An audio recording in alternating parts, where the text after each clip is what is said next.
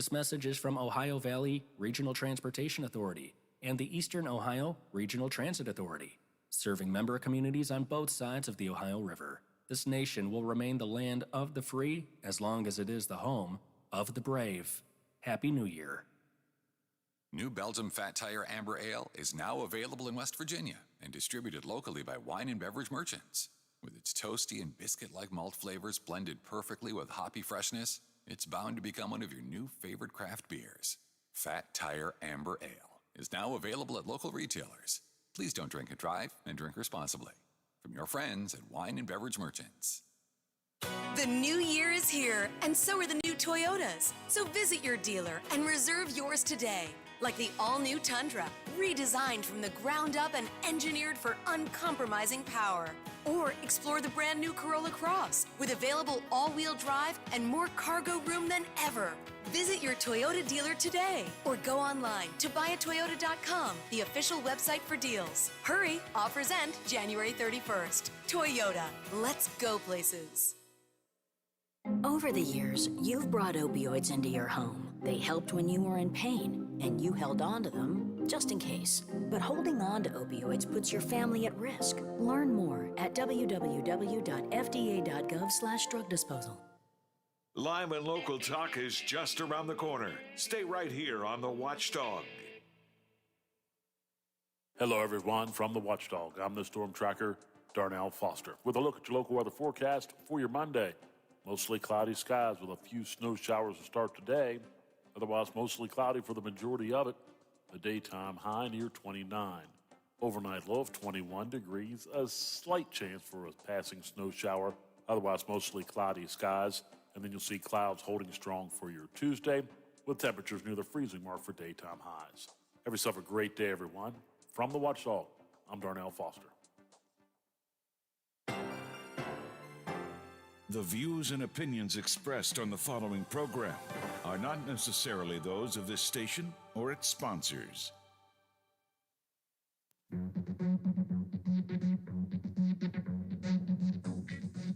On FM, on AM, online, on demand, and on video. We are where you are. The Watchdog Morning Show with Howard Monroe is here now.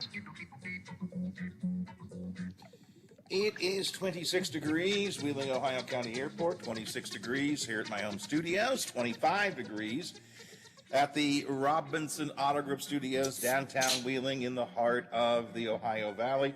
The 25, 26-ish degree temperatures feel like 11 or 12 degrees, so it's a cold morning and it feels even colder. Light snow still coming down. Aaron Myler tells us another 1 to 3 inches over the course of the day today. Winter storm warning remains in effect until 1 o'clock this afternoon, as has been since 1 o'clock yesterday. We had about anywhere from 5 to 9, maybe a little higher, a little bit lower, depending on where you are, but 5 to 9 seems to be what we're looking at in most of the upper Ohio Valley already, and again, add another 1 to 3 to it over the course of the day today. So be prepared for that. Schools are closed, lots of businesses are closed, many restaurants, at least several restaurants I have seen say they closed yesterday and say they're not going to open, at least not early today. They're going to wait and see what happens. So we are tracking all of that for you. We'll let you know any more info that we have. I got a text. Somebody asked me, where did I find that list of bad roads in the snow in the Ohio Valley? Again, it was just a subjective. I found it at gkt.com, Gold Corey and Turek, our friends in Marshall County. Their website, gkt.com. And one of the attorneys there had just written this piece. It's just a blog posting, sort of their opinion on some of the worst roads in the Ohio Valley in the snow. You remember a couple of months ago we had Chris Turek on. Chris had written a piece about some of the worst areas for accidents in the snow. Not in the snow, but worst accidents in the upper Ohio Valley as well. So that's where it was, gkt.com. If you want to find it. I thank you for watching us on our video feed. I always appreciate those of you checking in on the video feed. We were off for a week or so because of, well, we don't quite know why, but we were off on our video feed. We're back up. We're back up on Friday. You can watch on my Facebook page. You can watch on the Facebook page of the Watchdog. You can watch at watchdognetwork.com. You can watch our YouTube channel, the Watchdog YouTube channel, all different kinds of ways for you to watch our video. And I often mention sometimes you get a little extra something on the video feed. Now, I normally, during a commercial break or the news breaks, turn the cameras off, so it's just a static picture you see on screen, but sometimes I forget. So, first thing this morning, before I had a chance to turn the cameras off, as we were just getting ready to come online, Biff popped the video feed up, active online, and my daughter-in-law sent a note saying, "What in the world are you two doing down there?" Because the first picture that came up was my wife sort of playing with my head. Now, actually, she was trying to comb my hair, but it looked a little weird. My daughter-in-law said, "What in the world are you two doing? Why is it on camera?" So, here's the thing. Y'all know me. I would come in. I don't care about I run a comb through it in the morning. I don't care. I've reached that stage. I don't care. My wife gets so frustrated with me when I say that. So she comes in every morning and has to comb my hair. It's like, just leave my hair alone. Nobody cares. But she does. So sometimes you get a little sneak peek inside what's happening here at the home studio if you're watching our video feed. All right, what's up today? Schools and businesses closed, roadways treacherous, winter storm warning continues. We'll continue to follow all of the weather information that you need throughout the day today. We will take some time to talk about Martin Luther King Day with a look at events that were held this weekend. Some have already been canceled for today. A new survey on how Americans feel about Martin Luther King's legacy. I'll get into that as well. Steelers ended their playoff run at the hands of Kansas City. Biff's going to give us his thoughts on that coming up in just a bit. Governor Justice seems recovering from COVID. He will hold his usual briefing on the virus. I think it's later today. Maybe it's tomorrow. I think it's later today. Meanwhile, the Ohio County Health Department is reporting well over 800 cases this week of COVID positives. The numbers are continuing to go up dramatically. But apparently this is going to be the last week Ohio County Health Department is going to put this information out from their own office. From now on, if you want to get Ohio County COVID cases, you'll have to go to the state dashboard to look at it. I'll tell you some more of what the health department says they're going to be adapting to moving forward. Get into that. Plus, it's Blue Monday. Politics is literally making us sick. And this would have been Betty White's 100th birthday today. We'll talk about that all coming up here on the Watchdog Morning Show. Text line at 304-214-1600, 304-214-1600. You want to bring me up to speed on weather situations where you are, the roads, the temperatures, whatever, you are welcome to do that. 304-214-1600. Let us know. We're also going to talk about, is Dave here yet? Still waiting on him. All right, in a moment or two, hopefully, he may be very busy with the snow. I don't know. Tammy may have told him to go out and shovel that snow. I don't know. But in a minute or two, we'll talk to Dave Palmer, Wheeling councilman, who wants to run for Ohio County Commission. It is 8:16 here on the Watchdog Morning Show. On the last talk line. We'll go to Steelers if he's not there.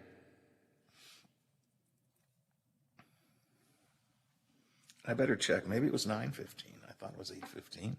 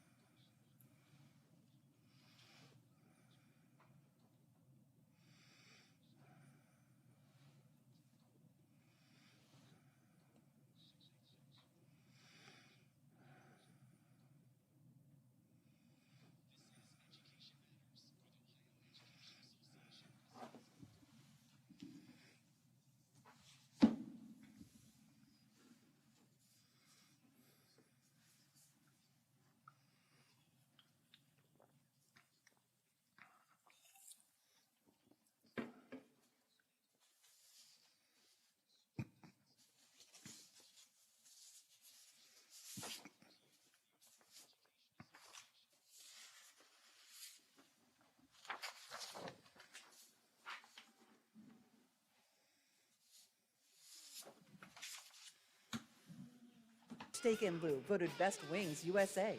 Quaker Steak and Lube at the Highlands with another steal of a deal. Get a steak burger and fries all day Monday for only $8.99.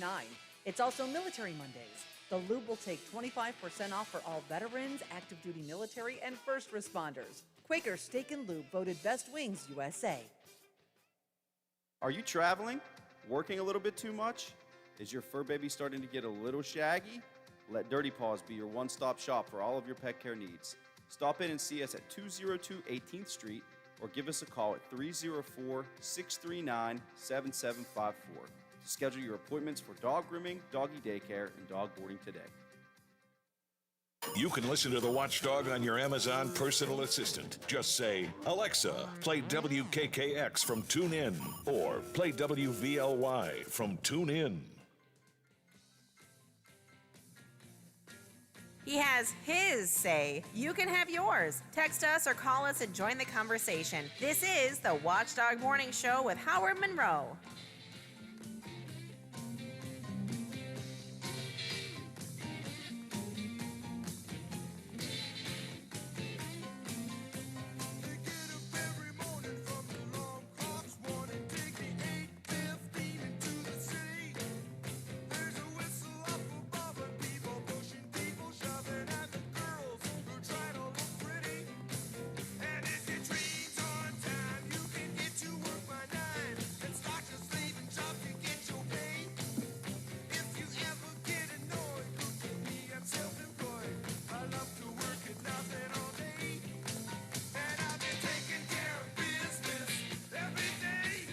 Yes, we are taking care of business here at 8:20 in the morning on a Monday morning edition, a snowy Monday morning edition of the Watchdog Morning Show.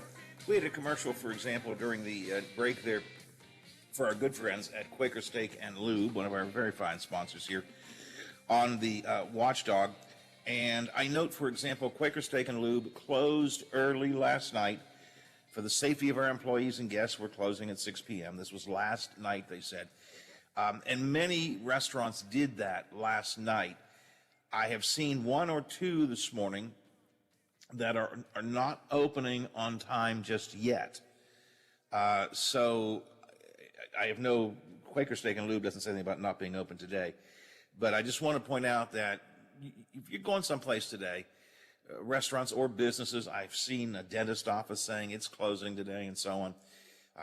Some are closed already because it's Martin Luther King Day, but if you're going somewhere, including restaurants, might be wise just to double check to make sure they're open today, because many of them did close last night, and some I have seen already are saying they're not going to open on time today. Probably give time for the snow to continue, so be aware of that.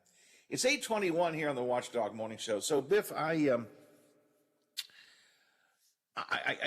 tuned into the Steelers game early last night. And it looked like they were doing okay. I forget what the score was early in the first quarter. I think if they weren't ahead, they were only behind by a touchdown. So I thought, okay, not bad. And then because it had been a long day, I drifted off to sleep. And then at some point, I woke up and opened up one eye and looked at the screen, and I said, "What the heck is that score?" Whoa. Whoa. Yeah. It was not the best Steeler performance last night by any stretch of the imagination. Well, you were correct. The defense got the Steelers on the board, 7-0 fumble recovery that they ran in for a DJ Watt ran it in for a touchdown, and that put them up 7-0, and then Kansas City went on a run after that. But what hurt Pittsburgh in the first half was their first 7 possessions. Yeah, they had to punt.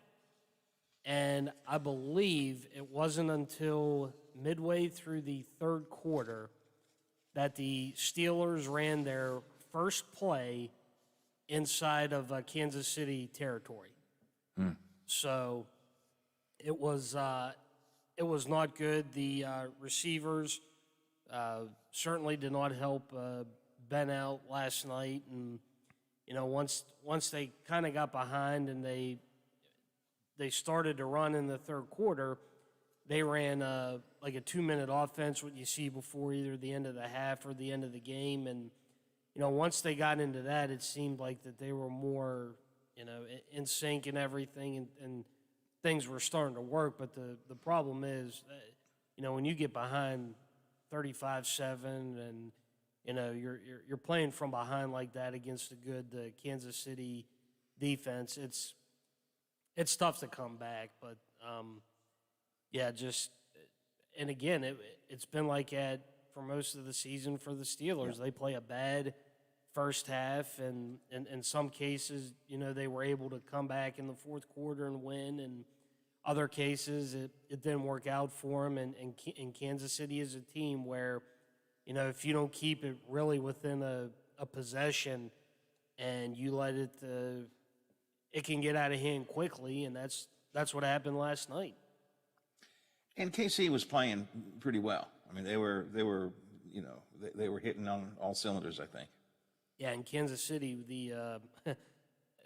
they are a 2 seed, but man, they certainly played.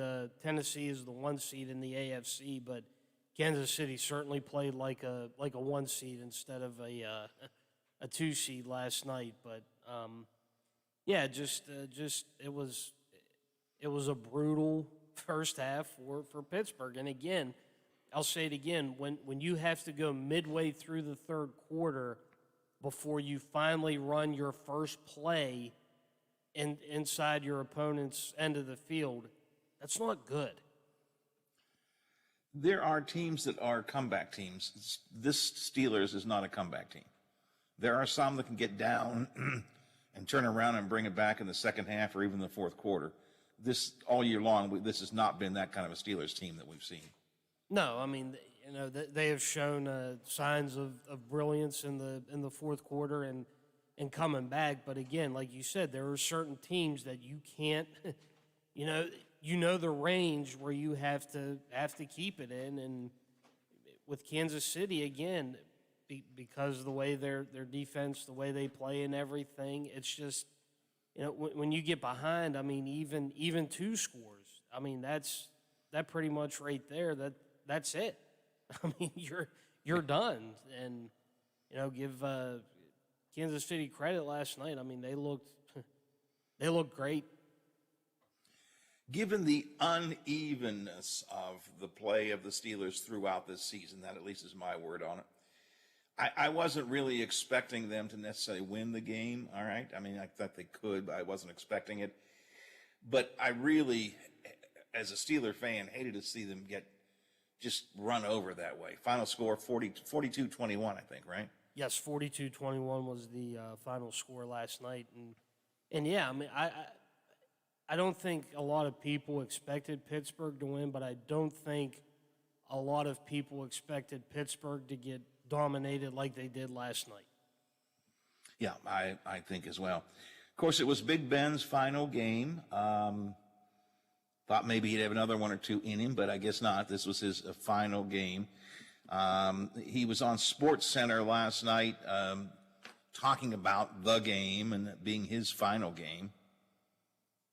It's tough, but I'm proud to play with these guys. God has blessed me with an ability to throw a football. Blessed me to play in the greatest city in Pittsburgh with the greatest fans and the greatest football team and players, and it has just been truly a blessing, and I'm so thankful. It wasn't always pretty, but there were a lot of games that we found a way. It's just been an honor to play with them. I hope that I'm able to pass the legacy of what it is to be a Steeler from Dan Rooney. Big Ben won 2 Super Bowls with the Steelers, had 165 wins as starting quarterback, 64,088 passing yards. Just a tremendous career. Last couple of years not as good as the beginning, but nonetheless, there it was. What happens to the Steelers now, Biff? Where do they go? Obviously, new quarterback. Got to find someone there, right? Yeah, I mean, you got to, well, and really, I think, too, if you look at the front office, and this was mentioned last night during the game, don't be surprised if Kevin Colbert ends up leaving Pittsburgh as well. But, yeah, I mean, it starts with the quarterback. I mean, you've got to find you got to find a starter. And, unfortunately, if you looked in years past at some of the drafts beforehand, when you could kind of see, Ben starting to, kind of maybe decline a little bit, and the thought in Pittsburgh was, okay, when do we start thinking about taking a quarterback in the draft, and how do you plan? And I think the planning on Pittsburgh's part, on the front office part, really wasn't that great.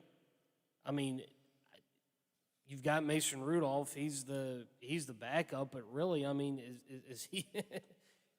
If you watch him play, if you've seen him, there's really nothing you spectacular that you go, wow, or like you see with some of these other quarterbacks. So, and again, I don't think this year the group of college quarterbacks that are going to be in the NFL or in the draft this year, I don't think you're going to see too many of them. So, I don't know what the Steelers front office has planned for quarterback, but I'm going to tell you right now, Mason Rudolph certainly isn't the answer. I know that. You're right. This is a front office, I won't say failure, but over the recent years, there have been a couple of times when it was thought, I think Big Ben's about ready to call it quits, right? And then he sort of came back and continued. But you've known for a number of years now that his shelf life is limited, right? Not that he's getting bad, it's just that his shelf life's getting limited. He's going to want to call it quits here at some point. And, I'm certainly by no means a football manager. But it would seem to me you would have been working harder at getting a stellar backup quarterback in place to replace your stellar quarterback who you're going to lose. Maybe not this year, maybe not next year, maybe on 4 years. But I didn't get a sense, and you're closer to this kind of stuff than I am, Biff. I never got a sense the front office looked far enough past the reality that Big Ben at some point was going to go. Yeah, it was almost like it was of no concern. It's like, okay, we know it's there, and yeah, we know at some point we're going to have to address it, but it's almost like like a sense of urgency, like it just, for whatever reason, it wasn't there. And it's not every year, when the draft comes around, you're not going to see where you might have, 5 or 6 decent quarterbacks that come out. You don't get that every year. So, I think in some of those previous years where you thought, well, maybe, even a maybe, if you even say maybe, okay, at least get the guy. Have him come in, have him, stand on the sidelines with the clipboard and watch Ben and learn under him. And not all quarterbacks do that.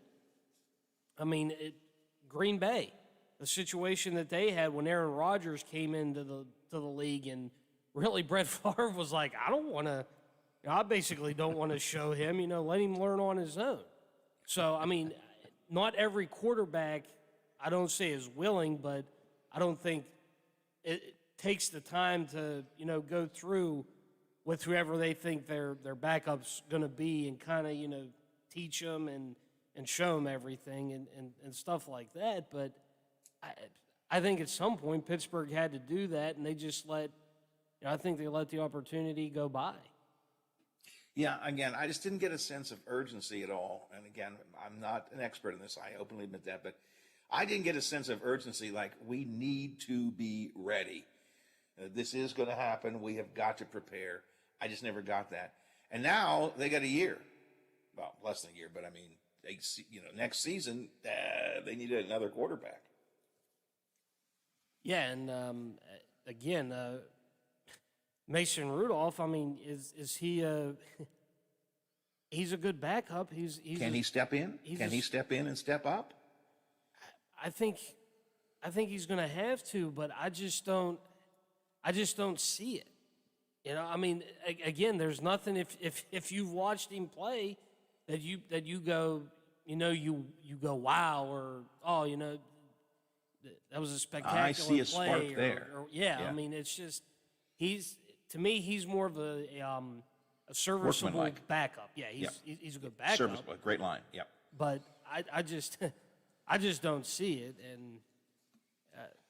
And for a team with the legacy of the Pittsburgh Steelers, you don't want a serviceable quarterback. No, I mean, you need a step. I mean, this is the team of Big Ben and Terry Bradshaw, and you need a stellar quarterback. That's what the Steelers do, right?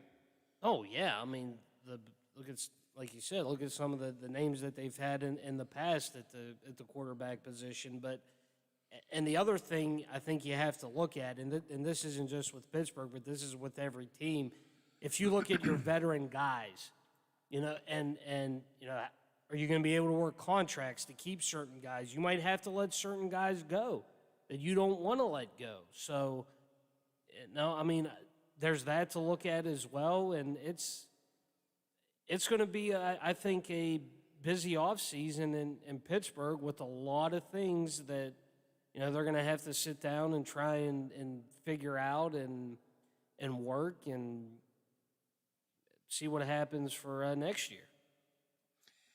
Well, it's I guess the good news is they got a few extra weeks to do it because they're done for this season, so they can begin to start planning what happens next. What's Ben do next? Coach? Media commentator? Just sell shoes? What's he do? Well, I think you look at a couple things, and you mentioned one. Does he coach like a youth league or something?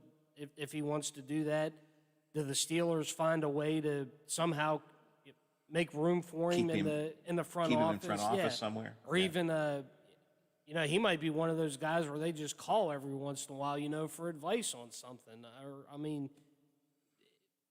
Or will he be an analyst somewhere? I mean, imagine if CBS gets him, put him on, like they have enough guys already, I know, on their pregame. Put him right there with Bill Cowher. Could you imagine that CBS pregame show? That would be kind of at fun, noon? wouldn't it? Yeah. I mean, That'd be kind of fun. You'd have James Brown. You've got Boomer Esiason, Phil Simms, Nate Burleson. I mean, throw Ben in there with Coach Cowher, and that'd be a pretty good pregame show, I think. But other than that, I mean, Ben just may want to stay at home and do the old the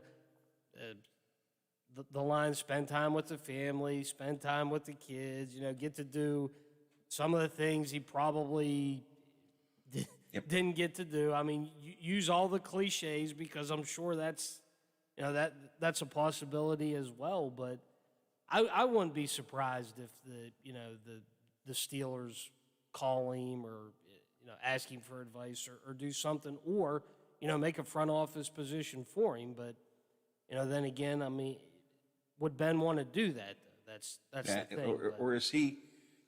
Has he said, I don't mean in a bad way, but has he said, okay, look, I'm done with that. This part of my career is over, wiping my hands, moving ahead. I have no sense of where he might be with that. If I had to guess, I think you're probably right. A year or so, just sort of taking it easy, spending time with the family. You're right, all those cliches, Biff.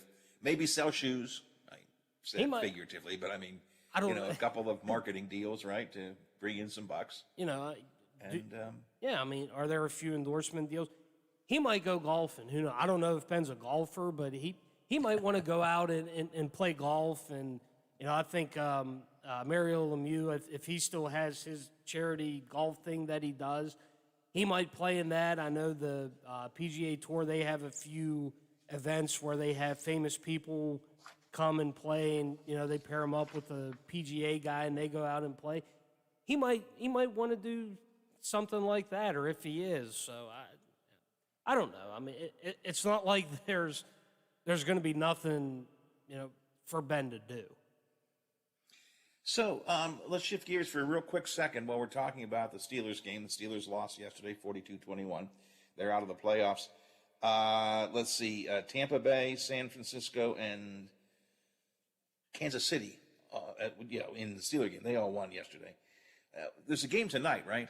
Yeah, there's a Monday night game tonight to wrap up the wild card weekend at 8:15. It is the Arizona Cardinals at the Los Angeles Rams, and the winner of the Cardinals and Rams game, they will go to Tampa Bay to take on the Buccaneers.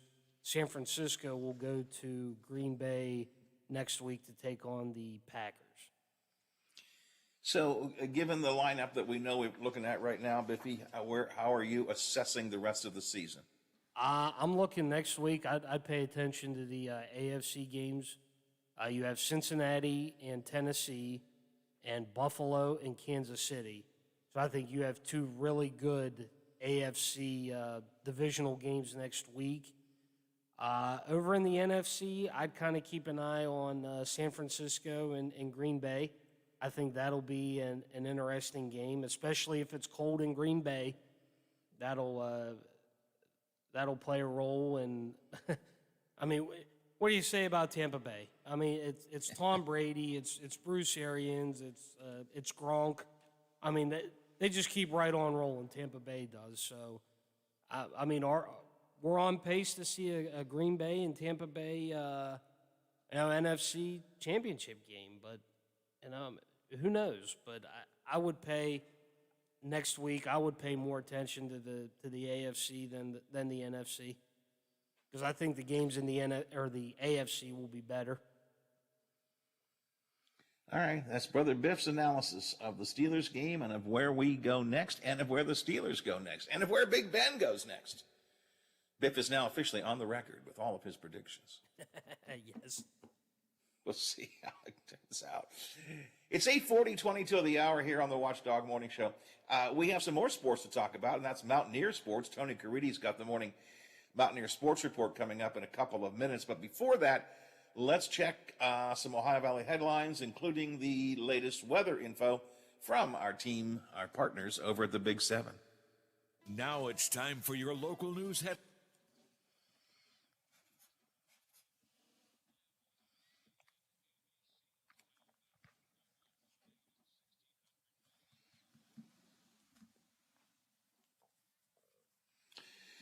Biff, do we have any fan duels on the log today?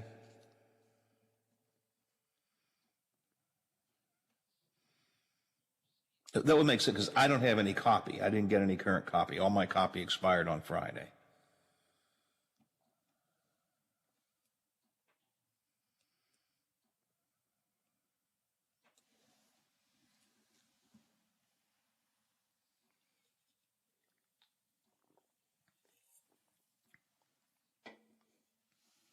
Okay, that makes sense. Again, my copy all expired on Friday, so I assume we'll get new order and new copy sometime this week. I just want to double check. And it's conceivable that Dave will call at 9:15. It's probably more conceivable he's not going to call at all, which is okay too. But if he calls at 9:15, I've got time for him there. Yeah, I double checked my notes. I did tell him 8:15, but a lot of times it's 9:15 with him. So, he could easily have gotten it confused, and that's okay. Yep.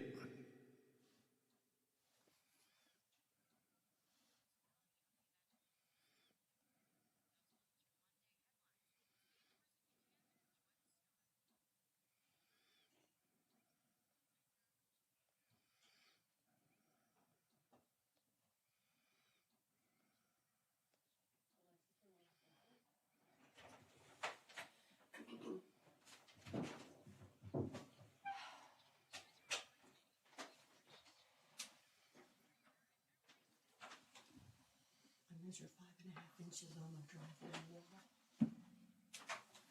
That was an incorrect.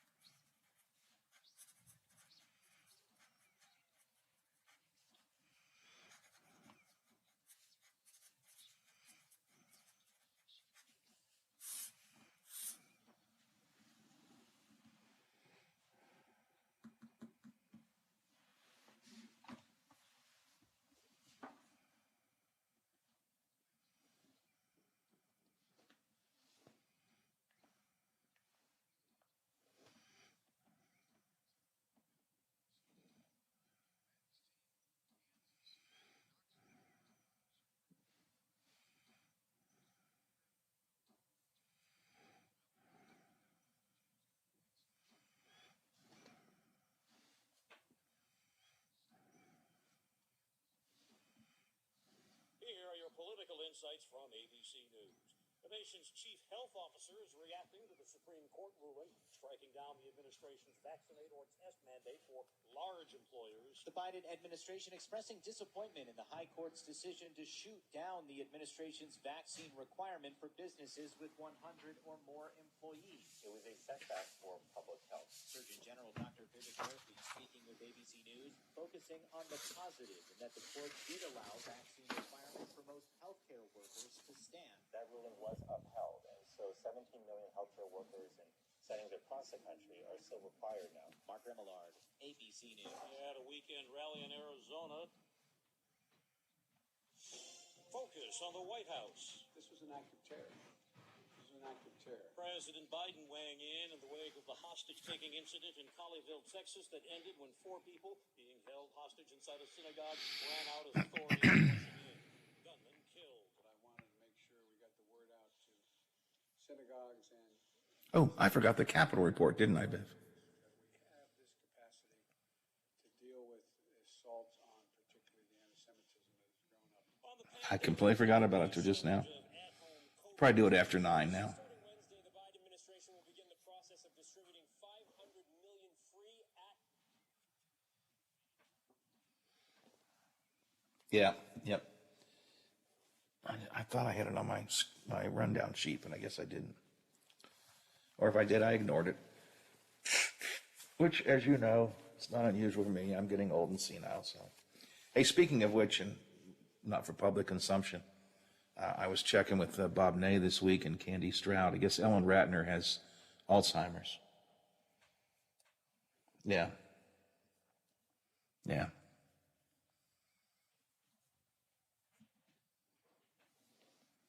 No.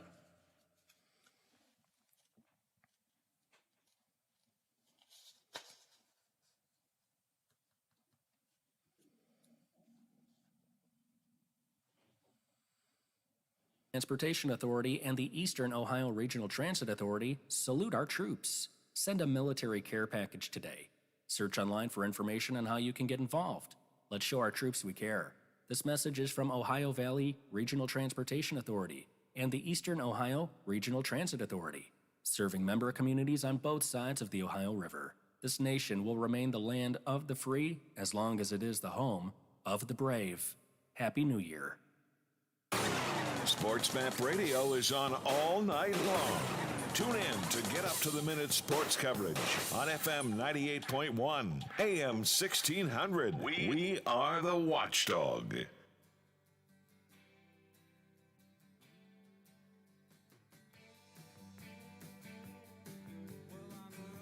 Broadcasting from the Ohio Valley, talking about the Ohio Valley. We're live and local. This is the Watchdog Morning Show with Howard Monroe.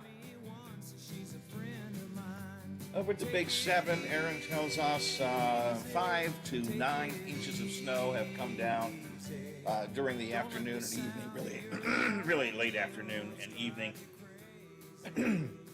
yesterday and overnight. So 5 to 9 by early morning. Another 1 to 3 possible during the day today. My lovely wife just went out with the tape measure, Biff, and 5.5 inches on the wall on our driveway. So 5.5 inches, about what we have here in my section of the Elm Grove section of Wheeling, which is about what they said we were going to get. So it's a doozy. 5 to 9 was what we got in the Upper Ohio Valley. Lower areas, lower numbers, higher areas, higher numbers. Again, another 1 to 3 coming up later on today. Later this week, on the 20th is Thursday, I think, right, Biff? 20th is Thursday. Yes, it is. That is, of course, the 1-year anniversary of Joe Biden being sworn in as president.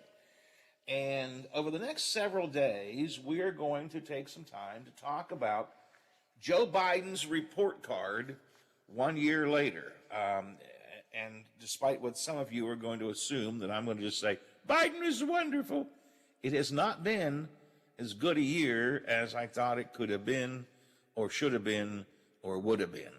But we're going to talk over the next couple of days about Joe Biden 1 year later. What's his report card look like? Tom Squitieri with us tomorrow, as always, on a Tuesday, and I've asked Tom to give some thoughts to grading Biden's first year.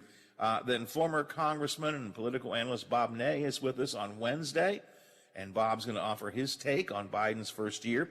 And our contributing political analyst, former congressional staffer, and former campaign consultant Matt Robeson is here on Thursday, and Matt and I will talk about it as well. Biden's report card 1 year later.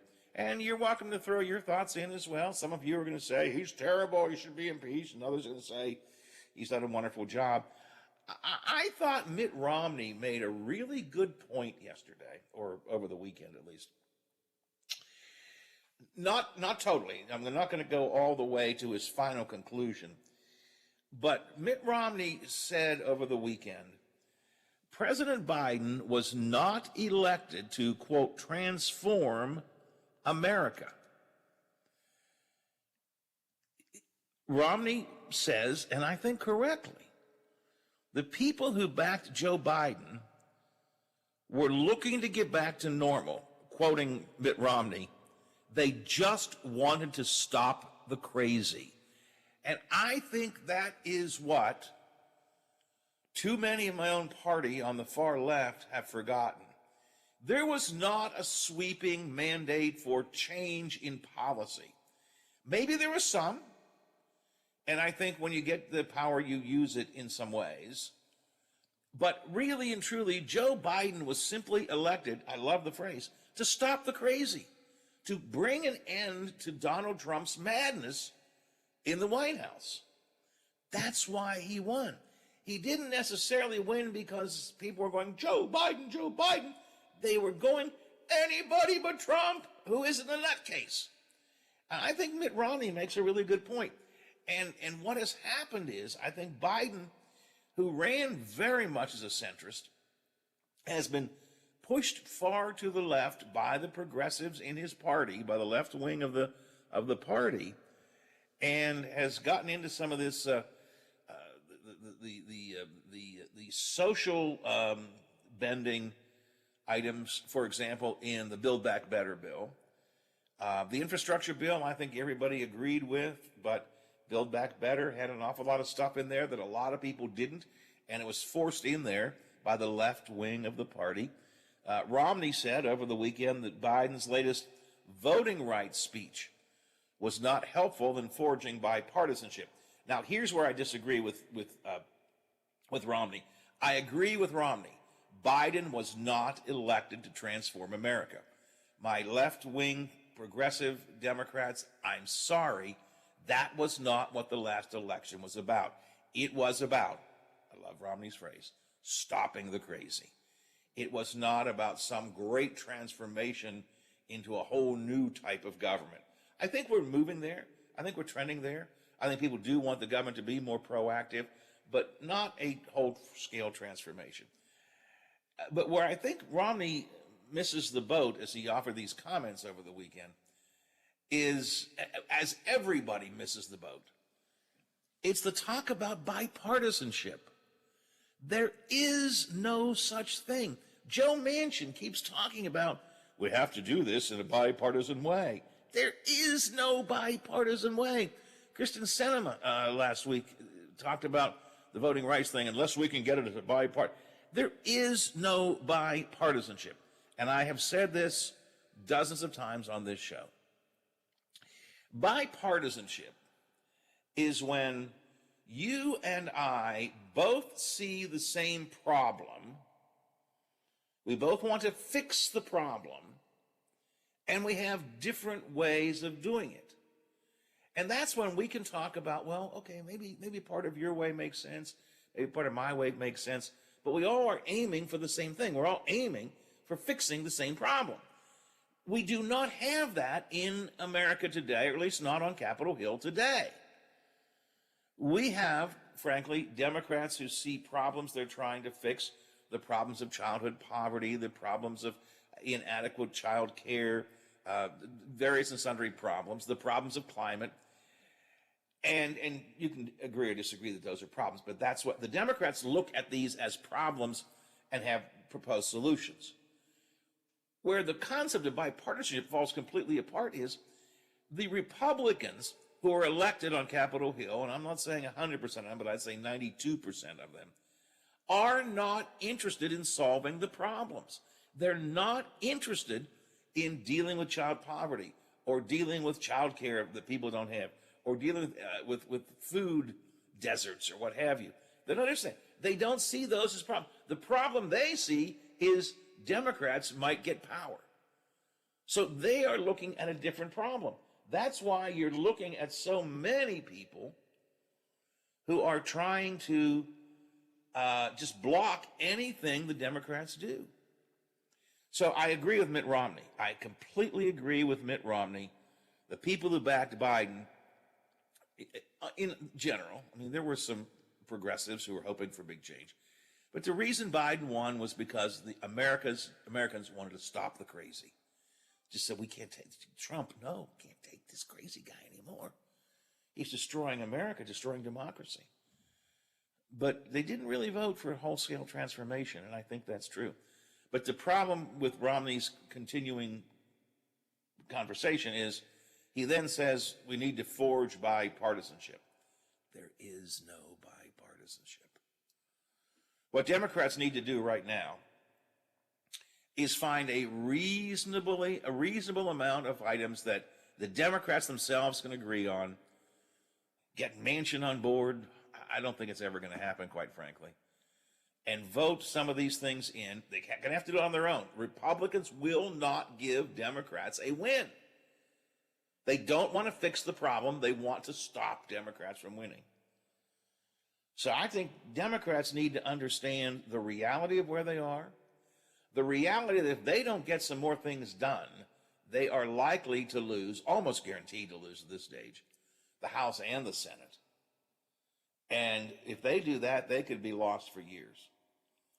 So I just want to say I thought, so we'll talk more about this as we talk later this week about the report card of President Biden 1 year after the fact. And again, I want you all to be thinking about how would you grade President Biden? What kind of report card would you give him? Where would you give him thumbs up and where do you give him thumbs down? You know, a thumbs down comes in the way he initially handled the Afghanistan withdrawal, but a thumbs up comes in the way he recovered from that and got organized after the fact. So I have some thoughts. Bob Ney will have some thoughts. Tom Scudieri will have some thoughts. Matt Robeson will have some thoughts. Hopefully you'll have some thoughts as well. Text them in at 304-214-1600, 304-214-1600, and tell me what you think the report card should be for Joe Biden. And we'll get into most of that coming up this week over the next several days right here on the Watchdog Morning Show. Now, coming up next hour on the show, we have not gotten into Martin Luther King Day yet. I want to take some time to talk about that. The latest Ohio County Health Department and Marshall County Health Department numbers on COVID cases. And Ohio County is going to start handling the reporting of these things a little bit differently. I want to take some time to talk to you about that. Plus, since we're talking about politics here, a new study says politics is literally making us sick. Now, I know a lot of you say, sometimes I just say, oh my God, politics just makes me sick. But apparently it is literally making us sick. I'll tell you about some medical research that's been done on that. So that's all coming up in the next hour of the show here on the Watchdog Morning Show. 304-214-1600, your text line, 304-232-8255. If you want to call me and we can chat. Got plenty of time to do it coming up in the next hour of the show. Hoppy is in here at 10:06.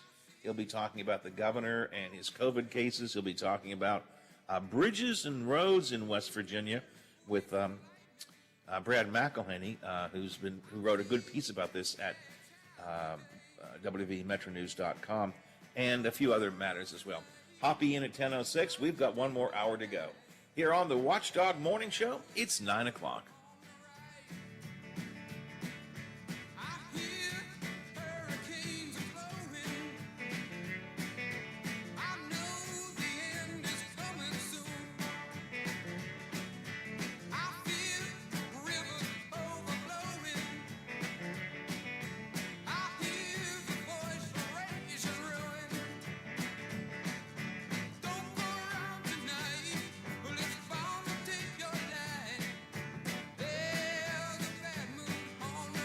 Watchdog is FM 98.1, AM 1600 WKKX Wheeling, FM 97.7, AM 1370 WVLY Moundsville. From ABC News, I'm